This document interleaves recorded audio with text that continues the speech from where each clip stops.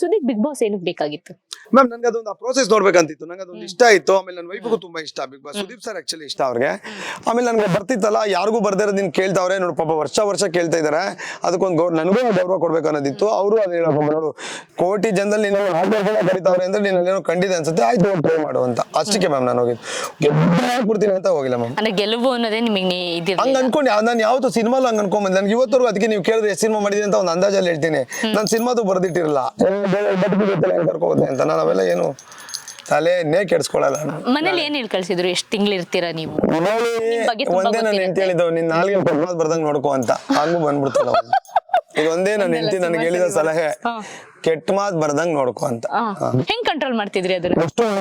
ಬಂದಿದ್ದು ಅಲ್ಲ, ಅದೇ ಆ ಒಂದು ಬರೋದಕ್ಕೆ ಹೆಂಗೆ ಈಗ ಅದಕ್ಕೆ ನಾನು ಜಗಳ ಆಡ್ತಾ ಇದ್ದೆ. ನೀವು ಕೇಳಿದ್ರೆ ನೀವು ಜಗಳ ಆಡ್ತಿರಲಿಲ್ಲ, ಮಾತಾಡ್ತಿರಲಿಲ್ಲ ಅಂತ. ಅದಕ್ಕೆ ಒಬ್ಬರು ಬೇಡಪ್ಪ, ನಮ್ ಮೊದ್ಲೇ ಪದಗುಂಚಗಳು. ಇನ್ನೂ ಬಂದಿದೆ ಯಾವ ತರ ಬರ್ತಿದ್ ಪದ? ಅದ್ ನೀವು ಸಿನಿಮಾ ನೋಡಿದಿರಲ್ಲ, ಅಂತ ಪದಗಳೇ ಬರ್ತಿದೆ. ಅಲ್ಲ ಸಿನಿಮಾ ನೋಡಿದಿರಲ್ಲ ಅಂದೆ, ಅಂತದೇ ಬರುತ್ತೆ ಅಂತ ಹೇಳಿಲ್ಲ, ನೋಡಿದಿರಲ್ಲ ಅಂದೆ. ಓಕೆ. ಒಂದು ವೇಳೆ ಅಂದ್ರೆ ಈಗ ರಕ್ಷಿತಾ ನಿಮ್ಮ ಹತ್ರ ಕ್ಲೋಸ್ ಆಗಿದ್ರೆ ಯಾವ ತರ ಇರ್ತಿದ್ರು ಅಲ್ಲಿ? ನಾನು ಟಾಪ್ 5 ಇರ್ತಿದ್ದೆ ಅಷ್ಟೇ. ಅಂದ್ರೆ ಆ ತರದೊಂದು ಬಾಂಡಿಂಗ್ ಬೇಕು. ಟಾಪ್ 5 ವರೆಗೂ ಇರ್ತಿದ್ದೆ ಅನ್ಸುತ್ತೆ, ಆಮೇಲೆ ಚೆನ್ನಾಗಿರ್ತಿತ್ತು. ಆ ಗಿಲ್ಲಿ ಕಿರಿಕಿರಿ ನಿಮಗೆ ಇಷ್ಟ ಆಗ್ತಿತ್ತಾ? ಅಂದ್ರೆ ಕಿರಿಕಿರಿ ಅಂತಾರೆ, ಒಂದ್ಸರಿ ಚಂದ ಅನ್ಸುತ್ತೆ, ಒಂದೊಂದ್ಸರಿ ನಮ್ಮ ಮಕ್ಳು ತುಂಬಾ ಚಂದ ಅನ್ಸುತ್ತೆ, ಒಂದ್ಸರಿ ತುಂಬಾ ಗಲಾಟೆ ಮಾಡೋದು ತುಂಬಾ ಜಾಸ್ತಿ ಆಯ್ತು ಅನ್ಸುತ್ತಲ್ಲ, ಹಂಗ ಅನ್ಸಿರ್ತದೆ. ಈ ರಾಶಿಕಾ ನೀವು ಎಲ್ಲ ಕೈ ಹಿಡ್ಕೊಂಡು ಆಡ್ತಾ ಇದ್ದೀರಿ ಮನೆಗೆ. ಸೆಕೆಂಡ್ ಅಲ್ಲಿ ಆಯ್ತು ಆರಾಮಾಗಿ ಕೂತ್ಕೊಂತ ಹಿಂಗ್ ಅಂದಿರೋದ್ನ ಸ್ಲೋ ಮೋಷನ್ ಮಾಡೋರೆ. ನಿಮ್ಗೂ ಸಿನಿಮಾ ಗೊತ್ತು, ಎಡಿಟಿಂಗ್ ಗೊತ್ತು, ಕ್ಯಾಮ್ರಾ ಗೊತ್ತು, ನೀವು ಕರೆಕ್ಟ್ ಆಗಿ ನೋಡಿ. ಅದ್ರಲ್ಲಿ ಅವ್ರು ಏನೋ ನನ್ ಬಗ್ಗೆ ಯಾರೋ ಏನೋ ಹೇಳ್ತಾರೆ ಅನ್ಸುತ್ತೆ, ತಲೆ ಕೆಡಿಸ್ಕೊಂಬೇಡ ಅಂತ ಹಿಂಗ್ ಅಂದಿರೋದು. ಅದನ್ನ ಸ್ಲೋ ಮೋಷನ್ ಹಾಕೊಂಡು ಅದಕ್ಕೆ ಹಿಂದೆಗಡೆ ನೀಟಾಗಿ ಒಂದಷ್ಟು ಲೈನ್ ಹಾಕ್ಬಿಟ್ಟು ಬಂದು ಹಿಂಗೆ ಯಾರೋ ಸನ್ಯಾಸಿನೋ ಮಾಡ್ದವನಲ್ಲ ಸಿನಿಮಾದವನು ಮ್ಯಾಮ್ ಅಂತದ್ದು 1000 ಎಪಿಸೋಡ್ಗಳು ಮಾಡಿದೀವಿ ಸಿನಿಮಾಗಳಲ್ಲಿ. ನಾನು ಹೆಂಡತಿ ಕೇಳಿದ್ರು, ಆಮೇಲೆ ನೋಡೋದು ಕರೆಕ್ಟ್ ಆಗಿ ನೋಡೋ ಪ್ರಮೋಷನ್ ಹಿಂಗಿದೆ ಅಂದಾಗ ಅವ್ರಿಗೂ ಅದು ಅರ್ಥ ಆಯ್ತು. ಅದು ಏನೋ ಟೈಮಲ್ಲಿ ಆಯ್ತು ಆರಾಮಾಗಿರೋ ಅಂತ ಅಂದಿರ್ಬೋದು. ನಂಗೆ ಅದು ನೆನಪಿಲ್ಲ ಕರೆಕ್ಟ್ ಆ ದಿನ, ಅದು ಯಾವ್ದೋ ಓಲ್ಡ್ ಆಡ್ಬೋದಾಗಿದ್ದು ಅಂತಂದ್ರು. ಅದಕ್ಕಿಂತ ತುಂಬಾ ಸಿನಿಮಾಗಳಲ್ಲಿ ಆಗಿದ್ದೆಲ್ಲ ಮ್ಯಾಮ್. ನಾನೇನೋ ರಿಯಲ್ ಲೈಫಲ್ಲಿ ಯಾವ್ದೋ ರೆಸಾರ್ಟ್ ಅಲ್ಲಿ ಕೊಟ್ಟಿದ್ದಾಗ ನೀವು ನೋಡಿದ್ರೆ ನೋಡು ಸುದಿ ಅಂತ ಅನ್ಬೋದು. ಅವ್ರಿಗೆ ಅದೇ ಹೇಳ್ದಲ್ಲ, ಕ್ಯಾಮ್ರಾ ಐತೆ, ಕಾನ್ಶಿಯಸ್ನೆಸ್ ಇಲ್ವಾ ನನಗೆ, ಸಿನಿಮಾದವನಲ್ವಾ ನಾನು, ಓಲಿ ಆ ಹುಡುಗಿ ಗೊತ್ತಿಲ್ವಾ, ಅದು ನಂಗಿಂತ 20 ವರ್ಷ ಚಿಕ್ಕ ಹುಡುಗಿ ಅನ್ಸುತ್ತದು. ಮತ್ತೆ ಅಂದ್ರೆ ಆ ಕಾನ್ಶಿಯಸ್ ಇರ್ತಿತ್ತ ನಿಮ್ಗೆ ಕ್ಯಾಮ್ರಾಗಳಿದೆ? ಮರ್ತೋಗುತ್ತೆ ಆಕ್ಚುಲಿ, ಸ್ವಲ್ಪ ಮರ್ತೋಗುತ್ತೆ. ಬಟ್ ಕೆಲವೆಲ್ಲ ಗೊತ್ತಲ್ವಾ ಮ್ಯಾಮ್, ನಾವ್ ಎಲ್ಲಿ ಕೂತಿದೀವಿ ಏನು ಅಂತ. ಅಲರ್ಟ್ ಆಗ್ಬಿಡ್ತಿದ್ರಾ ಏನಾರು? ಒಂದೊಂದ್ಸಲಿ ಆಗ್ತಿದ್ವಿ, ಒಂದೊಂದ್ಸಲಿ ಅಲರ್ಟ್ ಆದಾಗ ಕೆಟ್ಟ ಮಾತು ಮಾತಾಡಿರಲ್ಲ ಅಥವಾ ಏನೋ ಪದ ಬಳಸಿರಲ್ಲ. ಅಲರ್ಟ್ ಆಗದಿರುವಾಗ ಪದಗಳು ಬಳಸಿದೀವಿ, ಆಚೆ ಬಂದಿದ್ವಿ. ಏನೋ ಆಚೆ ಏನೇನೋ ಕೇಸ್ ನಡೀತಿದ್ರಲ್ಲ, ಅದ್ರಲ್ಲಿ ಅಲರ್ಟ್ ಆಗದೆ ಇದ್ದಾಗ ಅಲರ್ಟ್ ಆಗಿದ್ದಾರೆ ಅಂದ್ರೆ ಅವಾಗ ಕೇಸ್ ಆಗಿಲ್ಲ ಅಂತ. ಇಲ್ಲಿ ಸೇಮ್ ಹಾಗೆ ಇರ್ತಾರ ಅಂತ ಮನೆಯಲ್ಲಿ? ನಂಗೆ ಗೊತ್ತಿಲ್ಲ ಮ್ಯಾಮ್, ನಾವು ಒಂದೇ ಮನೆಯವರಲ್ಲ. ಗಿಲ್ಲಿ ಎಲ್ಲೋ ಇರೋದು, ನಾನೆಲ್ಲೋ ಇರೋದು, ನಂಗೆ ಗೊತ್ತಾಗುತ್ತೆ. ನೀ ಬಿಗ್ ಬಾಸ್ ಮನೆಯಲ್ಲಿ ಗಿಲ್ಲಿ ಹಾಗೆ ಇದ್ರು? ಅಲ್ಲಂಗೆ ಇದ್ರು. ಈ ರಿಷಾ ಬಂದಾದ್ಮೇಲೆ ಒಂದಷ್ಟು ಚೇಂಜಸ್ ಆಯ್ತಲ್ಲ. ಅಂದ್ರೆ ಈಗ ಗಿಲ್ಲಿ ಕ್ಲೋಸ್ ಆಗೋದು ಅಥವಾ ಚಂದ್ರಣ್ಣ ಬೇರೆ ತರ ಆಡೋದು, ಒಂದ್ಸಲ ನಾವು ಟಾಸ್ಕ್ ಕೊಟ್ಟು ಕಳ್ಸಿದ್ರೆ, ಮೇ ಬಿ ಆ ತರದ್ದೇನೋ ಟಾಸ್ಕ್ ಕೊಟ್ಟು ಕಳ್ಸಿದಾರೆ ಅವ್ರಿಗೆ, ಅದ್ಬಿಟ್ಟು ಬೇರೆ ಅಷ್ಟೇ ಬರಲ್ಲ ಅಂತ. ಟಾಸ್ಕ್ ಅಲ್ಲ ಅಂತ ಅನ್ನಿಸ್ತಾ ನಿಮ್ಗೆ? ಗೊತ್ತಿಲ್ಲ, ಆಚೆ ಬಂದ್ಬಿಟ್ನಲ್ಲ, ಗೊತ್ತಾದ್ರೆ ಗೊತ್ತಾಗುತ್ತೆ, ನಿಮ್ಮ ಇಷ್ಟ ಗೊತ್ತು ಅಷ್ಟೇ ಗೊತ್ತು. ಈಗ ಸುದೀಪ್ ಸರ್ ಒಂದು ಮಾತು ಹೇಳಿದ್ರು ಒಂದು ಎಪಿಸೋಡ್ ಅಲ್ಲಿ, ವೀಕೆಂಡ್ ಎಪಿಸೋಡ್ ಅಲ್ಲಿ, ಡ್ರೆಸ್ ಕೋಡ್ ಅಲ್ಲಿ ಆಚೆ ಏನ್ ನಡೀತಿದೆ ನಿಮ್ ಬಗ್ಗೆ ಅದನ್ನೇ ಆಕ್ಚುಲಿ ಅಣ್ಣ ಕೇಳಿದ್ರು. ನಂಗೆ ಗೊತ್ತಿಲ್ಲ ಮ್ಯಾಮ್, ನಾನು ರಿಯಾಲಿಟಿ ಶೋ, ಸೀರಿಯಲ್ ಆ ತರದಲ್ಲ, ನಂಗೆ ಯಾರು ಆ ಡಿಸೈನರ್ಗಳು ಪರಿಚಯ ಇಲ್ಲ. ನಾನು ಹೈದರಾಬಾದ್ ಅಲ್ಲಿ ಇದ್ದೆ, ನನ್ನ ಕ್ಲೋಸ್ ಫ್ರೆಂಡ್ ಒಬ್ರು ರಾಕಿ ಅಂತವ್ರು, ಅವರೆಲ್ಲ ಮಾತಾಡಿದ್ದು. ನಾನು ತೆಲುಗು ಸಿನಿಮಾ ಮಾಡ್ತಿದ್ದೆ, ಟೈಮೇ ಇರ್ಲಿಲ್ಲ, ನೆಕ್ ಟು ನೆಕ್ ಕೆಲಸ ಮುಗಿಸಿ ಬಿಗ್ ಬಾಸ್ಗೆ ಹೋಗಿದ್ದು. ಹಂಗ ಗೊತ್ತಿರೋ ಹುಷಾರಾಗ್ಬಿಡ್ತಿದ್ದಲ್ಲ, ಆಚೆನೆ ಬರ್ತಿರ್ಲಿಲ್ಲ. ಈಗ ರೆಡ್ ಡ್ರೆಸ್ ಯಾವಾಗ ಕಳ್ಸಿದ್ರಲ್ಲ, ಹಂಗಾರೆ ಹುಷಾರಾಗ್ಬಿಡ್ತಿದ್ದೆ, ಆಚೆಗೆ ಬರ್ತಿದ್ದೆ. ಗೊತ್ತಿಲ್ಲ ಮ್ಯಾಮ್ ನಂಗೆ ಅದು ವಿಚಾರ. ಓಕೆ. ಈಗ ಲಾಸ್ಟ್ ಅಂದ್ರೆ ಚಂದ್ರಪ್ರಭಾ ಅವ್ರು ಆಚೆ ಬರೋದಕ್ಕೂ ಮುಂಚೆ ಸುದೀಪ್ ಸರ್ ಒಂದು ಬುದ್ಧಿ ಮಾತೆ ಹೇಳಿದ್ರು, ಓಕೆ ಸ್ಟ್ರಾಂಗ್ ಆಗಿರಿ, ಇನ್ಮೇಲೆ ಆಟ ಚೆನ್ನಾಗಿ ಆಡಿ ಅಂತ ಚಂದ್ರಪ್ರಭಾ ಅವ್ರಿಗೆ. ಆ ವಾರನೇ ಅವರು ವಾಪಸ್ ಬಂದ್ರು.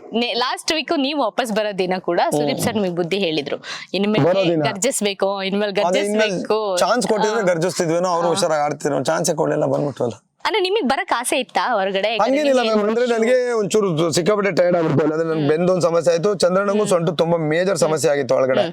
ನಮ್ಗೆ ಫ್ರಾಕ್ಚರ್ಗಳು ಇರೋದ್ರಿಂದ ಅದೊಂದು ಅನಿಸ್ತಿತ್ತು, ಇದ್ರೆ ಓಕೆ ಇದೀವಿ, ಅದಕ್ಕೋಸ್ಕರ ಮಾಡೋಣ, ಟ್ರೈ ಮಾಡೋಣ ಅಂತ. ಅಕಸ್ಮಾತ್ ಹೋದ್ರೆ ಆಯ್ತು ಹೋಗೋಣ, ಆಚೆ ಬದುಕಿದ್ಯಲ್ವ ಅಂತ ಅದಿತ್ತು ಒಳಗೆ.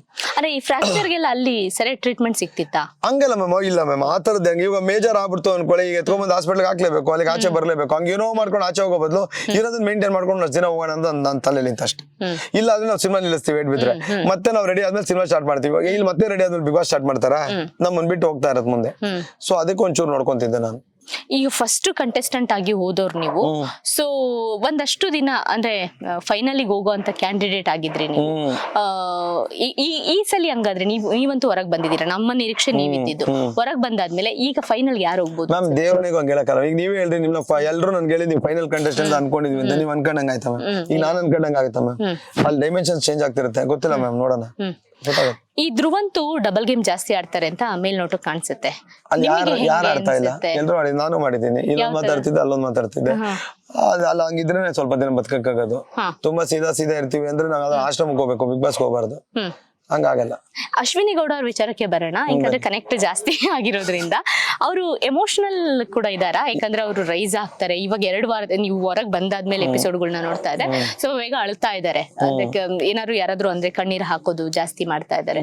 ಮ್ಯಾಮ್ ಈಗ ಅವ್ರದ್ದು ಹಾರ್ಟ್ ನಮ್ ತರನೇ ಅಲ್ವಾ ಮ್ಯಾಮ್? ಸ್ಟೀಲ್ ಅಲ್ಲಿ ಏನು ಮಾಡಿಲ್ಲ ಅಲ್ವಾ ಮ್ಯಾಮ್? ನಗು ಅಂದ್ರೆ ನಗು ಬರುತ್ತೆ, ಅಳು ಅಂದ್ರೆ ಅಳು ಬರುತ್ತೆ, ಕೋಪ ಅಂದ್ರೆ ಕೋಪ ಬರುತ್ತೆ. ಸೇಮ್ ಫಂಕ್ಷನಿಂಗ್ ಅಲ್ವಾ ಮ್ಯಾಮ್? ಎಲ್ಲ ಇದ್ದೇ ಇರುತ್ತೆ ಮ್ಯಾಮ್. ಅವ್ರ ಏಲಿಯನ್ ಆದ್ರೆ ಹೌದಪ್ಪ ಅವ್ರಿಗೆ ಅಳುನೇ ಬರಲ್ಲ, ಮನುಷ್ಯ ಅಲ್ವಾ ಮ್ಯಾಮ್? ಎಮೋಷನ್ಸ್ ನಿಮ್ಮನ್ನ ನೋಡಿದ್ರೆ ಈ ರಘು ಅವ್ರದ್ದು ನಿಮ್ದೊಂದು ಗೇಮ್ ಆಯ್ತಲ್ಲ, ರಘು ನಿಮ್ದು ಮತ್ತೆ ಧ್ರುವ ಎತ್ತಿ ಎಸೆಯೋದು, ಅದು ಸಿಕ್ಕಾಬಿಟ್ಟೆ ವೈರಲ್ ಆಗ್ಬಿಟ್ಟೆ. ಯಾಕೆ ಅಷ್ಟು ಎದ್ರುಕೊಂಡಿದ್ದ ಟಾಸ್ಕ್ ಅಲ್ಲಿ? ಮೇಡಮ್ ಈಗ ಭೀಮನ್ ತರ ಕಂಡ್ರ ನೀವು ಟಾಟಾ ಸುಮೋ ಅನ್ಕೊಳ್ಳಿ, ಟಿಪ್ಪರ್ ಲಾರಿಗೆ ಹೋಗಿ ಗೊತ್ತೀರಾ ನೀವು? ಗೊತ್ತಿರ ನೀವು? ಮತ್ತೆ ನಾನು ಹಂಗೆ ಅಲ್ಲ ಅಂದ್ರೆ ನಿಮಗೆ ಭಯ ಆಯ್ತು ರಘು ಆಬ್ವಿಯಸ್ಲಿ ನನ್ಗೆ ಗೊತ್ತಾಯ್ತು ಅವ್ರು ನೋಡಕ್ ಆಗೋದಿಲ್ಲ ಅಂತ. ಅದಕ್ಕೆ ಫನ್ ಆಗಿ ತಗೊಂಡ್ಬಿಟ್ಟು ಫನ್ ಆಗಿ ಹೋಗೋಣ, ಅಟ್ಲೀಸ್ಟ್ ಜನಕ್ಕೆ ಖುಷಿ ಕೊಡೋಣ. ನಾವು ಬಿಗ್ ಬಾಸ್ ಹೋಗೋದಕ್ಕೆ ಜನಕ್ಕೆ ಖುಷಿ ಕೊಡಕ್ಕೆ, ಹೆಂಗೂ ಯಪ್ಪ ನೋಡಕ್ಕಾಗಲ್ಲ.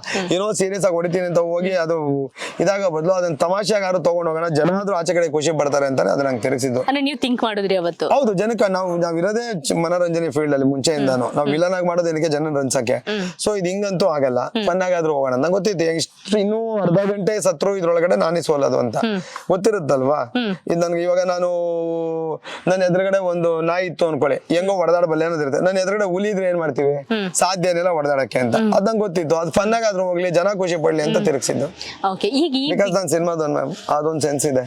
ಅಂದ್ರೆ ಅಲ್ಲಿ ಅದನ್ನ ಅಲರ್ಟ್ ಆಗ್ತಾ ಇದ್ರಿ, ಇದು ಫನ್ ಆಗಾದ್ರೂ ತಗೊಂಡೋಗೋಣ ಅಂತಿತ್ತು ಅಷ್ಟೇ. ಹೌದು, ಅಸುರಲ್ಲೂ ಅಷ್ಟೇ ನಂಗೆ ಗೊತ್ತಾಯ್ತು ವರ್ಕ್ ಆಗಲ್ಲ, ಇವ್ರನ್ನ ಹಿಡಿದಿಕ್ಕಾಗಲ್ಲ ಅಂತ. ಫನ್ ಆಗಾದ್ರೂ ಹೋಗ್ಲಿ ಅಂತಾನೆ ತಗೊಂಡೋಗಿದ್ದು. ಮೋಸ್ಟ್ಲಿ ನೀವೆಲ್ಲ ಖುಷಿ ಪಟ್ರಿ ಅನ್ಸುತ್ತೆ.